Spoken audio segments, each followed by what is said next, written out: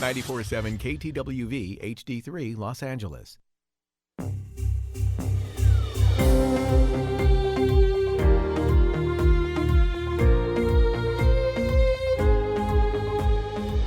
In Session with Dr. Farid Holakouee.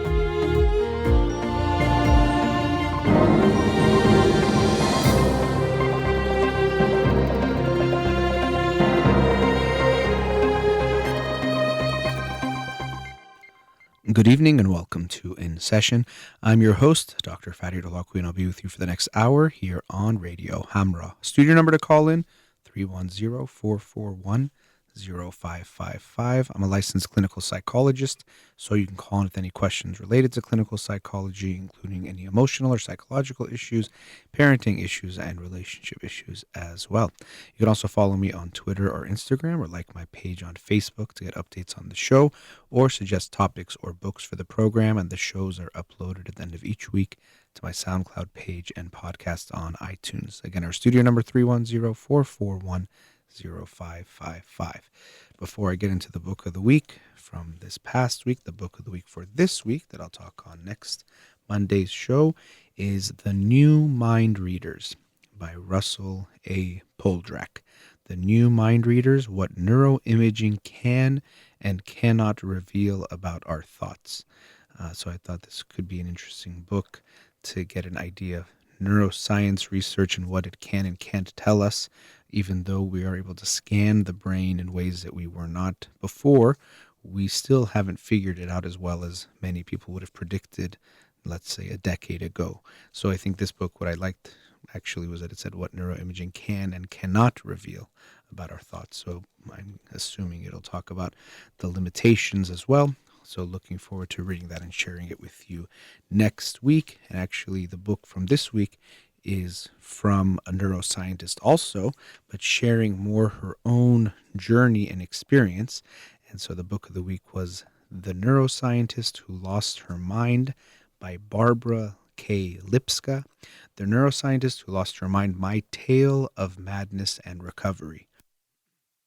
And so this was an interesting book following the experiences over a few years of Barbara Lipska. Dr. Barbara Lipska is a neuroscientist, and she has done a lot of research, but especially she is known for research she's done on schizophrenia, where even there's something called the Lipska model of explaining schizophrenia, which I won't get into the details, partially because I don't know all the details, but relates to not just something like a dopamine hypothesis, which is what was traditionally talked about, where there was deficiency of dopamine in certain parts of the brain that led to schizophrenia, but it was more about connectivity and especially the hippocampus and how the hippocampus connects to the frontal lobe, which also does seem to be what we're seeing more and more, rather than mental illnesses being caused by just one part of the brain or one neurotransmitter that's either deficient or too much. It seems like it's more about connectivity between brain regions that sometimes is faulty. But she's done a lot of research and is very well known for that, the Lipska model of schizophrenia. But what was fascinating here was, so as the title implies, the neuroscientist who lost her mind, she shares with us her journey of having melanoma that spreads to her brain. And she has tumors and lesions in her brain that affect her cognitive functioning. And so that's why she's saying my tale of madness and recovery. Madness sounds a little bit extreme, although, I mean, she did really become cognitively declined over time that she had the cancer, but it wasn't that she went mad and did some crazy things. She does seem to have done things she regrets, especially becoming a lot more aggressive and mean to people around her, including her family members. But she does describe how her health deteriorated and also all the treatments she went through, and eventually gaining back her ability to think like she used to. So she shares her story about her family, about her kids along the way. So it's much more of a personal, almost, if you want to call it memoir, but of a few years of her life than some of the other books I talk about on the show. But it was quite fascinating to see what she went through. And so she starts off sharing about her life, and she studies brains at what they call the Brain Bank. So she was working at the Human Brain Collection Corps at the National Institute of Mental Health in America, where they study brains, and every day they're trying to get brains from nearby morgues and hospitals and places so that they can use the brains and understand the brains further, and also share them with researchers around the world. So she was at the height of her career when she was unfortunately diagnosed with melanoma, which was, I think, her third bout with cancer. So she had dealt with cancer before, including breast cancer, and now the melanoma had spread to her brain. And so she noticed things like, first, she couldn't see things in part of her visual field. And what was interesting is there's a lot of themes throughout the book. One of them that is very obvious is the wanting for things to be okay. And because we want things to be okay, we don't really look at what's going on objectively. So she was noticing some signs, and even she said she realized, this could be something related to a brain tumor, but she didn't want to acknowledge it until it started to get a little worse. And so she was going to go to a conference and had to fly across the country, and it was her favorite conference of the year that she was so excited about every year to go through, and she was and she was going to be giving the keynote address, I believe, or she was introducing actually the conference. And so even though she was doing so poorly, she said, I'm still going to go. But eventually she had to not go because she couldn't make it. And so I think it was the day before, she had to cancel her flight, and she was so heartbroken not to be there. And so this theme comes up throughout the book from herself, in her story, that she didn't want to at times accept that she was not okay, from not wanting to acknowledge what might be going on, to not wanting to acknowledge that she was getting weaker. She is an incredible endurance athlete, competing at times in different types of marathons and Ironman types of events. And so she even would want to work out, and she did even still when she was sick, walking at least, but she wanted to go for runs and bike rides as if she was okay. But it was hard for her to accept that maybe she wasn't quite as strong as she once was. And so we see her slowly go through this deterioration where she at times becomes disoriented. She goes to places she's been before, and she says, when did they move everything around? Or even she starts the book talking about a time when she was running and she got lost trying to find her way home. Not only did she get lost trying to find her way home, she decided on a whim to color her hair. And so she was coloring her hair and put the plastic kind of, I guess you call it almost like a shower cap on to color her hair. And then the hair dye was running down her neck. And so she looked quite, that's where the madness maybe comes in. That she talks about my tale of madness. But she was running through her neighborhood and then couldn't find her way home. And now she finally got home, and there's hair dye running down her neck, and her husband sees her and is in shock. But to her, she wasn't quite aware of what was going on. And so that was another interesting thing, that sometimes people, when they have mental illness or they're dealing with some kind of a brain issue like she was, they're not aware that they are impaired, or it's hard for them to really recognize that. And so we see that with some illnesses like schizophrenia, where the person doesn't have insight, we call it, into their own illness. So they don't realize, I'm having these paranoid thoughts. They think it's real. The FBI really is after me. And so she had some of that as well, where at times she wasn't aware that she was deteriorating and that she lost some of her abilities. And so that was one thing that she experienced, was being disoriented, not being able to remember things, but also, as I mentioned earlier, she saw a huge shift in her mood at times, or she was very irritable. And so she was very mean to family members. And even she shares one incident where she was very short with one of her grandkids who she adores, and she keeps talking about how much she loves them, but she got mad at one of them and was annoyed by them. And so she snapped, and later felt horribly about it. But at the time, she just thought he was being very annoying. And so it's interesting to see in the way she describes everything is very clear, but you get the sense that the only way she was able to tell this story was by piecing it together with her family members' help. Because, for example, she'll talk about being with her son, and they pass by a car that had a tree that fell on it, and she's like, wow, look at that car, and the tree fell on it. That's so horrible. They go to the drugstore. When they walk out, she says again, wow, look at that car with the tree that fell on it. And her son is shocked. Did she really not remember that just 30 minutes ago, an hour ago, she said that same thing when she saw that car? So it's very sad. You see her go through all this. You see her family, again, they also at times not wanting to accept that she was losing what she was losing. And also they shared with her how sad it was that they weren't sure if they were going to get her back, because not only was there the cognitive decline as far as thinking goes, but her personality had changed so much. And because she had the cancer that was very serious, and at times they gave her at one point only 4 to 7 months to live, but now it's been a few years, and thankfully she's still alive. They were worried that this was the last way they would see her, that she would keep deteriorating, she would become this version of herself that they could barely recognize, or at least this exaggerated version of herself, and that this would be it.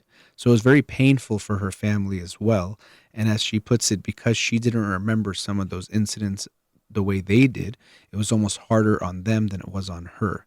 So it was also a story of family, and seeing how much family, of course, we love each other, and then we get affected when the people we love go through these types of things, which unfortunately are part of real life.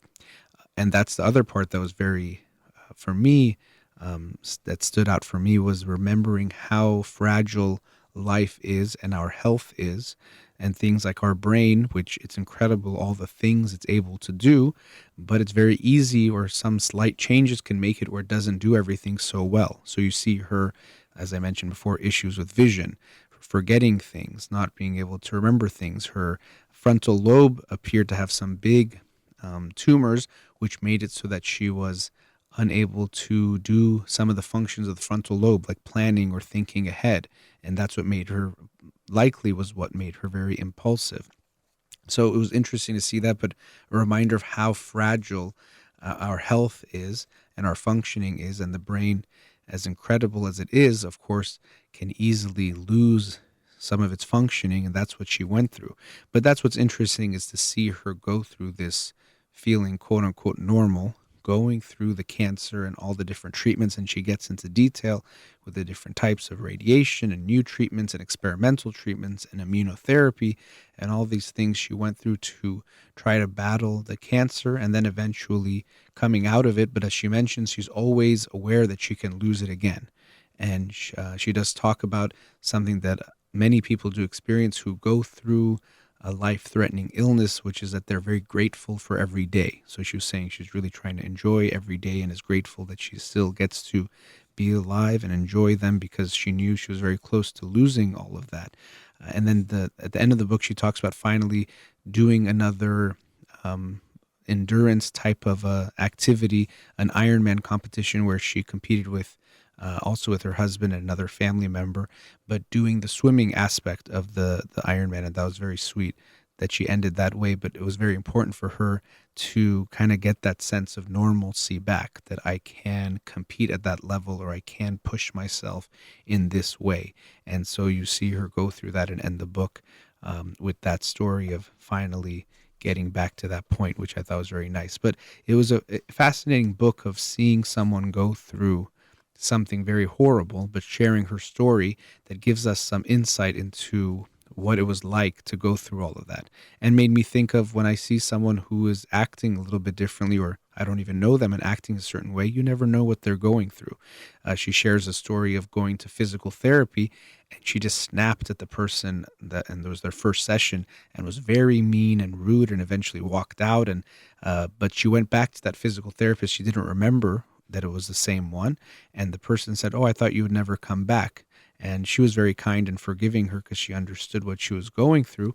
And that was very touching to her, that although she was so mean to this woman, that she was so forgiving of her and understood what she was going through. But a reminder that you never know what someone is going through. And also people can be changed by things that they're going through that they're not even aware of, because she didn't realize what she was going through. So that itself was also interesting. So this book is an interesting exploration of someone going through an illness You see the aspects of family, you see the aspects of herself, seeing herself change, and even thinking about our identity. Who am I when our brain changes? Am I still the same person, or is this a different version of me, or is this me that I'm ill, but then I'll be healthy again? And so she talks about even surviving cancer and what that means to be a survivor.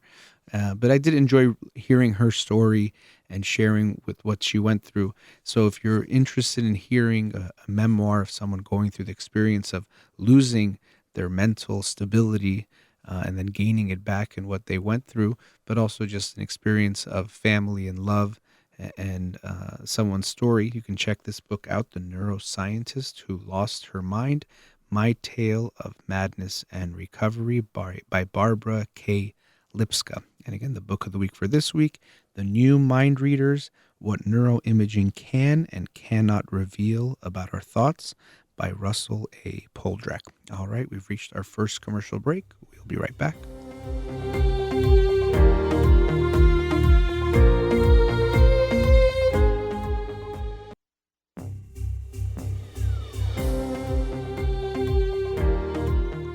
Welcome back. For this segment, I wanted to talk about a movie I saw last week, a movie that maybe many of you have seen because it's been so popular in the box office and also quite controversial, but that's Joker movie. I guess it's not The Joker. A Joker, which is grossing a lot of money, especially for a movie that is rated R, but it's a very controversial movie, a very, very dark movie, disturbing, intense. I would still say I think it was a good movie, but it's a movie that would be hard for me to watch again because it was so dark. And most of that is because of the acting done by Joaquin Phoenix, who plays the title character Joker. And you see him as someone who's dealing with serious mental illness even to start the film. By the way, maybe I should say spoiler alert. If you haven't seen the movie, I might reveal some things in the movie, but I won't reveal too much, I don't think. More about the generalities of the movie itself. But from the beginning of the movie, you can see he's dealing with some serious mental illness, but you see him going through more pain and hardship and being treated very poorly, and the effect this has on him, and you see him deteriorate even further. I know I was talking in the last segment about the neuroscientist whose mind was deteriorating, but this is a little bit different from that. But you see him going through so much. So just wanted to share some thoughts about the movie. One is, even as I'm talking about it, I still have some thoughts of, well, is it too dark and disturbing? Does it have a negative effect on people? Even for me, it was quite disturbing to watch it. Now, I'm someone who talks a lot on this show about how even if something is sad doesn't mean that makes it bad. So I'm not saying because it was sad or dark that necessarily means it shouldn't be out there, but it was so dark and in some ways talked about violence in a way that made it almost okay, or made you think, well, maybe it's okay then for people to kill or hurt one another if they're really feeling hurt by other people. That made me still grapple with that of like, well, is this good for this movie for people to see it? It's something I'm still even thinking about, to be quite honest. But I think it could have a positive impact in some ways, but also negative in other ways, some of which I'll share. So one I definitely wanted to talk about, and one that's very important for me, is that here we see a story of someone who's mentally ill and then is also very violent. And unfortunately, this perpetuates this myth that people who are mentally ill or who have mental health problems are very dangerous and violent, and that most of them are violent, or that you should be scared of someone who has mental illness. Where, first of all, mental illness is something that is much more common than we like to think, affecting many people. Even some estimates will say 1 in 5 or 1 in 4, depending on how you look at it, or if you're talking about a lifelong issue or not. But even people who are severely mentally ill, they are not likely to be dangerous. And actually, they're much more likely to be the victims of violent crime. And some statistics say that people with severe mental illnesses are over 10 times more likely to be the victims of violent crime than the general population. So they're much more likely than most people to be victims rather than the perpetrators, but we tend to think of the crazy guy who gets a gun and kills people, or the crazy guy who just stabs someone for no reason. And are there stories like that? I'm sure there are. Of course there are. But does that mean most people are that way? No. And so when we look in media and they're showing movies, and most of the time someone who's very mentally ill is being violent and hurtful to other people, it perpetuates this myth. And people can say, well, see, some people do it. But yeah, we're talking about representations and proportions. I'm an Iranian American. Has an Iranian American ever murdered someone? Of course they have. But if in every movie Iranian Americans only murdered people, I would be upset. That I would say you're representing Iranian Americans in a bad way. And if someone said, well, yeah, there's this guy and he killed someone and he was Persian, I would say, yes, that's true, but it's about how much we're showing or how we're representing it. That's the issue I have. And unfortunately, this is a very strong myth that people who are mentally ill are people we should be afraid of. And this has several negative consequences.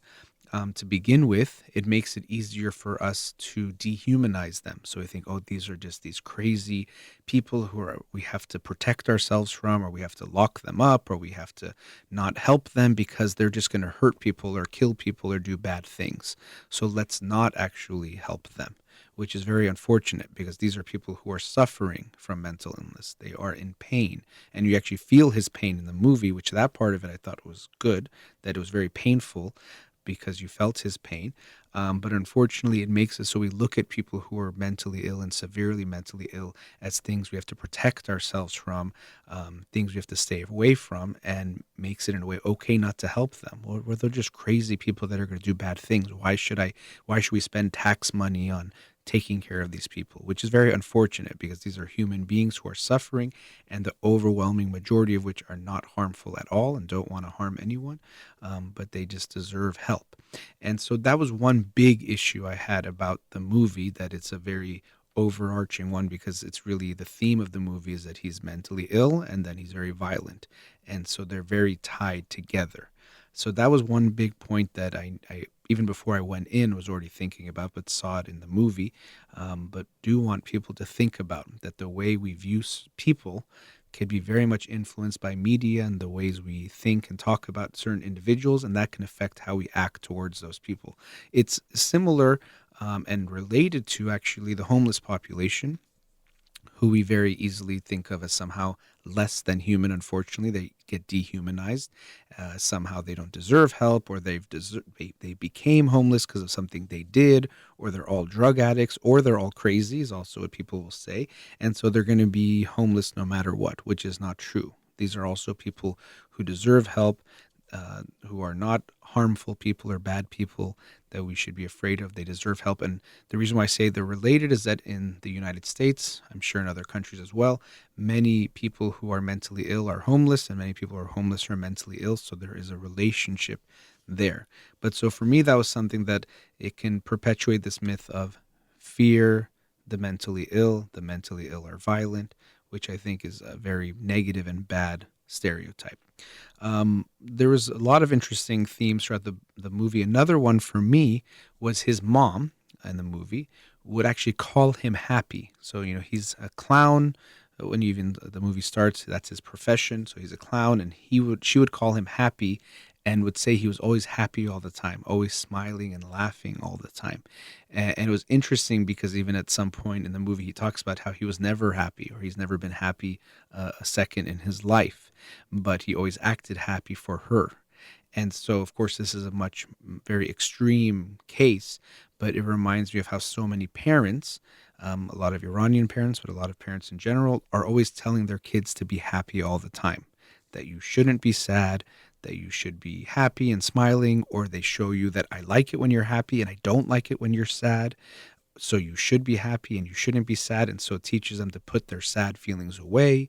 It teaches them that sad feelings are bad feelings. So if you're feeling sad, that makes you not good, maybe unlovable, all sorts of bad things. And so that to me stood out very strongly because I see it so much. Obviously in milder forms, thankfully it doesn't get to this point, but that this obsession we can have with happiness, and then this obsession parents can have with making sure their kids are smiling all the time. Oh, my kid is smiling, I'm a good mom or dad. My kid is crying, I'm a bad mom or dad, which is not true, unfortunately, can lead to exacerbating mental health issues or creating them in some ways, where people feel like they should not be sad and they should be happy all the time. So that was very interesting. And he always wanted to he even says, I want to make people happy all the time. He's trying to make his mom happy. And so that was very significant. And then another theme that to me was very prevalent in the movie was how we treat one another. Because you see this character, I think Arnold, was that his name? And he goes, or Arthur Fleck was the character's name in the movie. And you see him getting treated so badly by people. You see a group of teenagers who steal his sign while he's working and then beat him up, and other people are hurting him. And so he's constantly treated so negatively. And so really the movie in a way is showing that this is what makes him go to this darker place to become more violent, which some of it is true. It doesn't mean everyone who's put down is going to react in that way, but it does create a hurt. And with the hurt feelings also can lead to resentment and anger, and sometimes people are going to act out on that. But regardless of how they act out on it, how they feel is very important. So this is also something the movie does, which has some pros and cons in a way, is that you start to really feel for this character, this Arthur, who then also ends up hurting lots of people too, and then you're left with these mixed feelings of, I kind of feel bad for this guy. I feel like the way people treated him was very unfair, so I can kind of understand that he was so hurt and so angry, but then also it's hard for me to justify the things he's doing and be okay with that. He can't hurt people in these ways, sometimes even random people or sometimes people who might not deserve it. And so that part can be hard to deal with. But the part of him being hurt does break your heart, and you feel that he gets treated so negatively. And even in the movie, there's this kind of plot, not plot twist, but part of the plot where there's a talk show, which, like so many talk shows we have in all countries, but even here in the United States, and sometimes they make fun of people. And that's part of what we look at and we laugh. And we've all been guilty of that, and me included, where we laugh at other people's expenses, where we think, oh, okay, this guy did something and let's just laugh at him, or he's trying to be funny, or he's trying to sing or try to do that, and we're just all going to ridicule him and laugh and put him down. And I think it comes from lots of places. First of all, our own feelings of inadequacy or not being good enough. And so we like to put other people down or see them being embarrassed or humiliated can help us feel good about ourselves. And just a part of us that just thinks it doesn't matter when we're watching someone on TV, just like if it's a celebrity or just like someone on YouTube, we kind of dehumanize them in a way of like, it's just whatever, it's just something to laugh about. And so for me, it was very interesting. This point is made that should we just laugh at one another? Is it okay to make fun of someone? And to me, we really have to be aware of when we're laughing at someone else's expense. And sometimes people think, well, that's the only way things are funny. We have to make fun of each other. We have to make fun of celebrities. We have to make fun of people. We have to put people down sometimes to laugh. And I don't think that's true. I think many funny things happen in life that we can enjoy that don't have to actually put someone down, that we don't have to just make someone feel bad to make us feel good. I don't think it's some kind of equation that unless someone feels bad, the rest of us won't feel good. I think there are other ways for us to actually enjoy things and laugh at life and the way things happen and things we do. It doesn't mean we should never make fun of each other, but I think we always have to be aware that when we make fun of someone, if it's in a playful way, that they find it playful and are okay with it too. Whether this is a stranger or this is your husband or wife or family member or friend. So if you make a joke with your friend and your friend said, when you say that, it hurts my feelings, that's not a joke anymore. Now it's crossed the line. If they like it and they play back with you, it's great. And that's actually can be a good part of some friendships, that they are able to play with each other in a way and tease each other in a way that's actually fun. But once it crosses a line, then it's no longer fun, and that's not okay. And so here we see him, he's just being laughed at, and people just laugh as if it doesn't matter that they're laughing at him, that you don't think about him. And that's kind of what you feel, is that he even talks about how it's kind of like, you don't care that I'm sad or if you're hurting me. You don't care what's happening to me because I'm not you. And so we always have this ability to try to make people not us, When it's not me, then who cares what happens to him? If it's not my racial group or my sexual orientation group or my religious group, who cares what happened to those people? They're not me. They're not us. And so it's a reminder that everyone is us.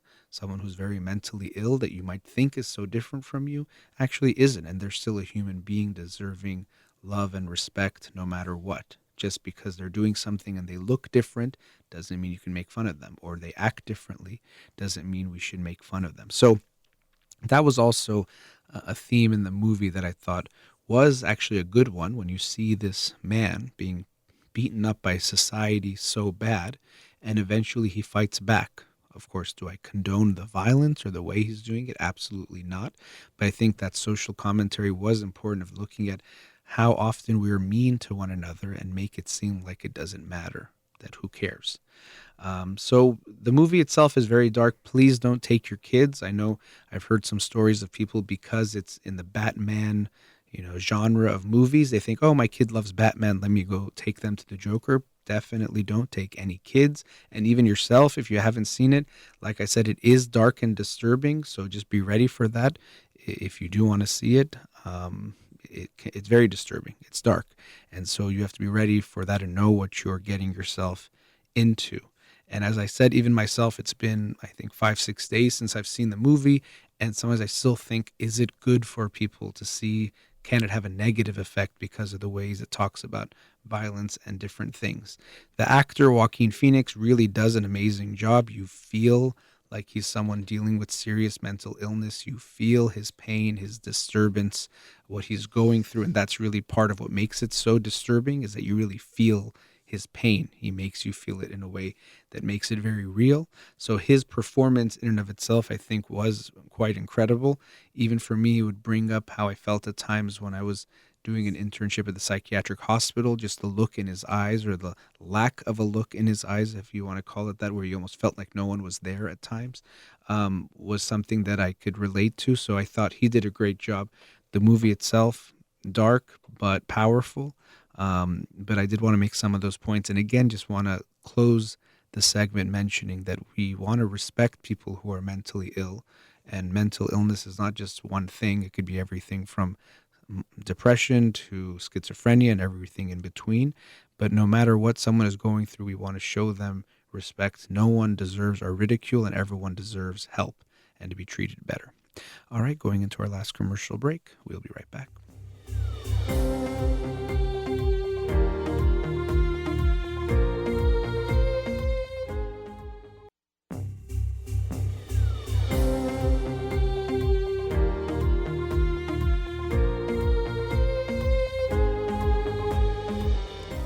Back. So this Thursday here in the United States is Halloween, and so kind of wanted to end the show, this last segment, in a theme related to the first two, in a way related to mental illness and things like that. But also when it comes to Halloween, it kind of is a cliche or cheesy thing, but people wear costumes on Halloween. But I wanted to talk about the masks that we wear every day and trying to be ourselves. And so even in the movie Joker, he has the paint a lot of times where you see people wearing masks. But we sometimes wear these actual masks to become a character, or to, on Halloween, get to act however we want. And sometimes it's interesting to look at what people want to be or how they want to act on that day. But to me, it's interesting to always think about the way we act differently every day, other day of the year as well. And so some of this, like I said, is cliche and cheesy and hard to really grasp, because I think when we try to understand what it means to not wear a mask at all, it's not really clear what that is. Does anyone really know who they completely are? And they completely free? Probably not. There are so many restrictions that we get from culture and society and different things. And also some of it might even be good. We can't just do whatever we want, whenever we want, however we want. When we live with other people, when we're surrounded by other people, when you have people that care about what you say and what you do, you should be mindful of that. So if you have a significant other, you have to be aware of what you do and how that's going to affect them. So you can't just say, well, I don't want to wear any mask and I should say anything, anytime, anyway. I actually don't agree with that. You should feel very comfortable. You should be very open with your partner, vulnerable and very transparent, but at the same time mindful as well of how you affect them. Or to be a member of society, we sometimes have to wear different masks at different moments. If you are in your professional setting, you might be different than you are somewhere else. Even me here, if you hear me talking on my show, you only see some aspects. Don't want to say just one aspect of my personality, but some aspects, but not every part, because I'm acting some parts of myself that make sense for the show or showing those parts of myself, but I'm not going to show other parts that might come out if I'm being silly or watching sports or having, a good time in a different way. So we have to sometimes wear different masks that can make sense. You want your medical doctor to have some level of how they carry themselves that might make you feel better. But at the same time, sometimes we make those masks too rigid or we make it too difficult for people to be themselves. So when we talk about being ourselves, it's a very simple thing to just say, but very hard to do.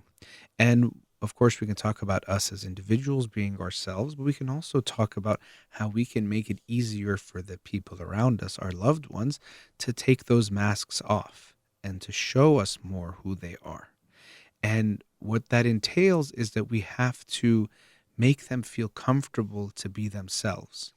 We have to allow for them that it's okay, whatever is behind the mask, I will love it. I will love you. Doesn't mean anything you do is okay or you can hurt me, but who you are will be acceptable no matter what. You don't have to hide what's there.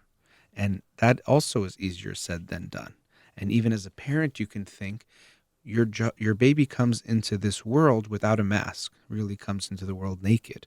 But we know that through what you tell them in your own family and through what they get exposed to in society and in the culture you're going to be raising them in, they start to put some masks on. And so one of your jobs as a parent is to minimize the amount of masks or masking that your child starts to put on.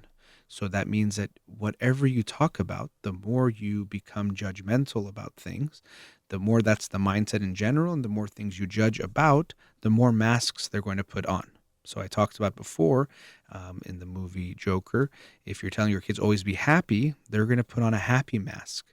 And that mask is going to cover some of the other feelings because I think mommy doesn't like sad or daddy doesn't like sad. So I shouldn't show those feelings. So they can put a mask when it comes to their feelings. Or if you tell them gay people are bad or this kind of people are bad, then if they have their issues come up with their sexual orientation and they're unsure, they'll put a mask on that too. Or they won't even allow themselves to explore it. They already put on the mask of being straight because you've told them and shown them that this is the good way to be and any other way is bad. So they're not even going to let themselves recognize it. And this is why so many people, years later, after even adulthood, even sometimes they've been married, will realize that maybe their sexual orientation isn't quite what they thought it was because they never actually explored it. They put the mask on. This is already me because this is what good is. This is what makes me be lovable. This what makes me proud, makes my parents proud of me or not ashamed of me. So they become that. Or if you talk about other people, this is another thing that parents will sometimes do. They'll say, well, I talked about this other kid or I talked about this group that isn't us. So why would that affect my child? But when you already start judging some people as good and bad, as better than or worse than, it starts to create this mindset that some ways of being make you lovable and some are unlovable. Some make you a good person and some make you bad. And so it gives your child an uneasiness. So when you are judgmental even to the outside world, your child will internalize this feeling of judgmentalness from you, that I can lose mommy or daddy's love, or I cannot be good enough. So be aware of how you even talk about other people that have nothing to do with you or your family or your child. If you see someone that's different from your family, talk about them in some way that shows respect, even if they are different. If you see someone who's even done something bad, rather than saying they're a bad person, talk about how bad that action was that they did. That's going to be very different than saying they're just evil and you're either good or you're bad kind of a person. So as a parent, you have a very big role of allowing your child or disallowing your child to be themselves. And thankfully, children come to this world and are usually much more comfortable than we are as adults to show who they are. That's why you'll see kids doing funny things or just being silly in a way that's very natural because they're not thinking so much, thankfully, about who they should or shouldn't be or how they should or shouldn't act. But it's up to us not to put so many restrictions and to put those masks on. So essentially, you can imagine as a parent, you're given this beautiful baby, this beautiful child, and then they start to act a certain way, and you say something like, oh, you shouldn't do that, or boys don't do this, or girls don't do that, or we don't do that. And really, what you're doing is rather than you think you're teaching your child something, you're just putting a mask on their face. You're saying, now you are this, and never be anything else. It's not actually teaching them something, it's not giving them something, it's taking something away. You give them that mask, but that takes away their ability and their freedom to be themselves.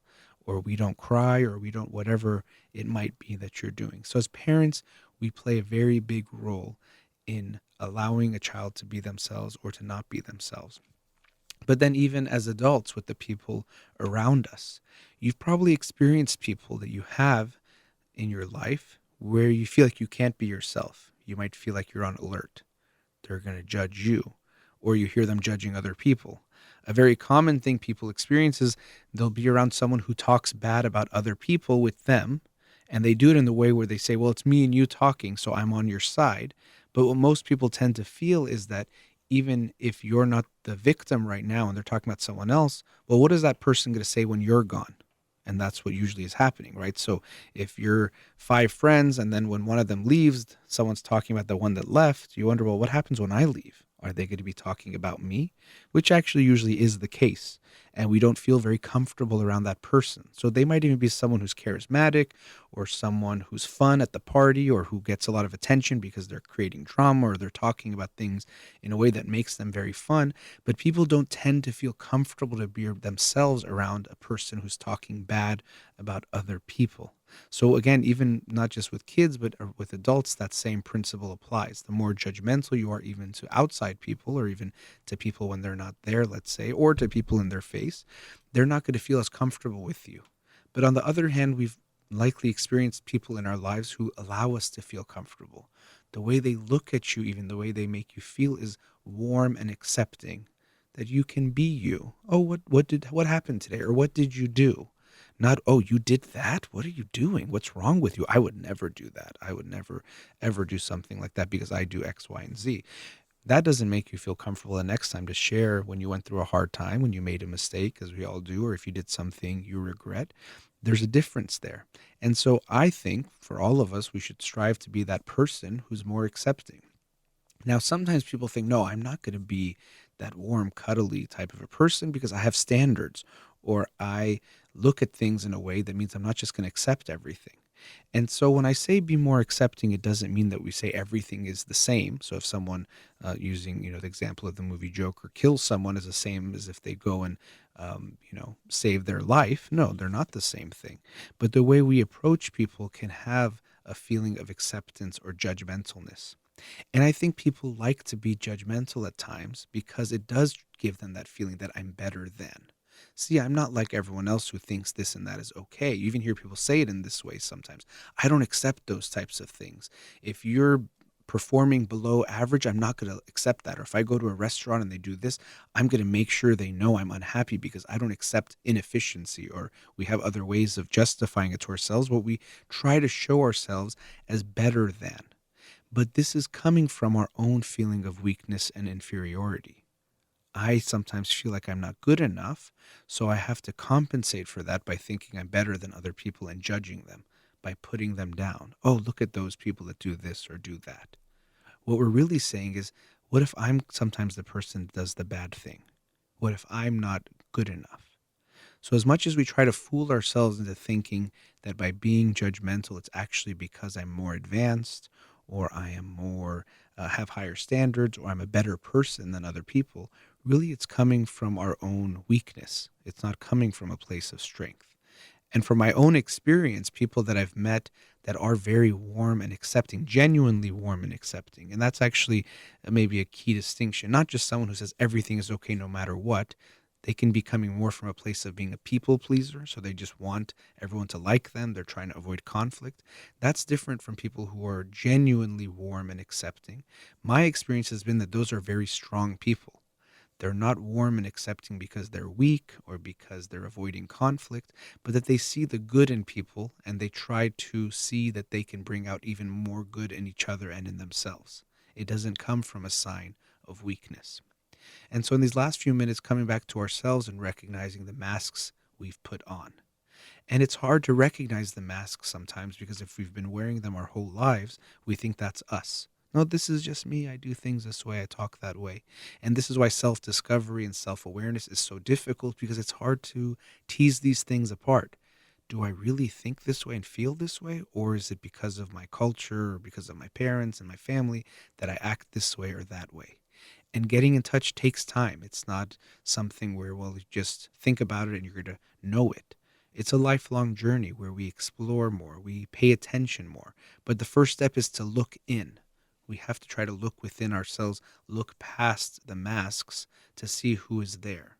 You know what? I did this actually. I didn't feel good.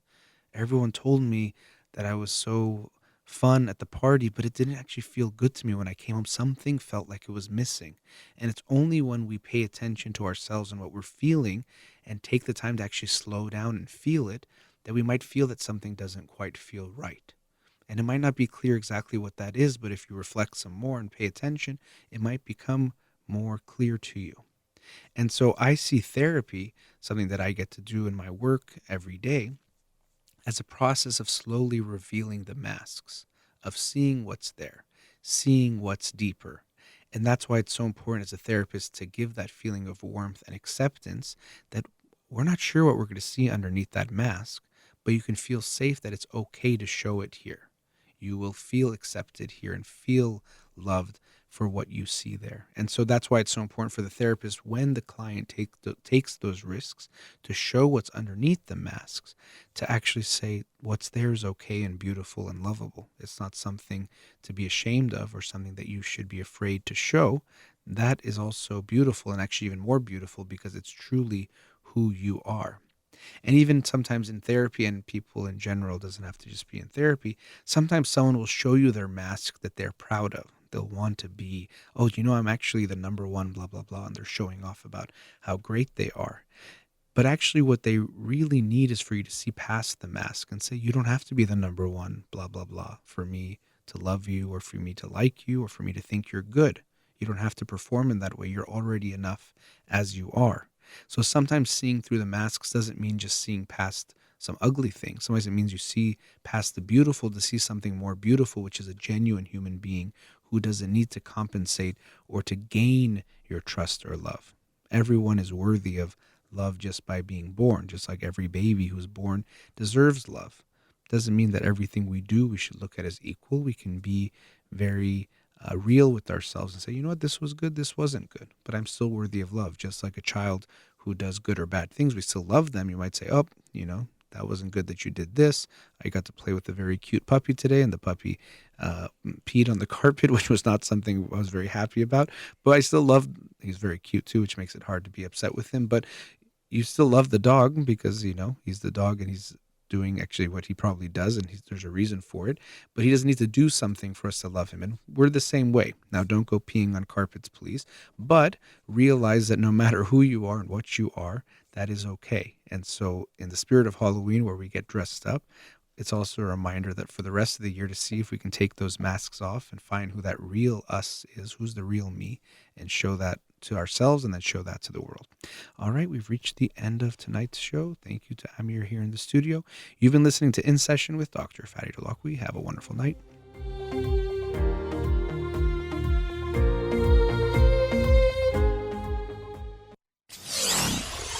94.7 KTWV HD3 Los Angeles.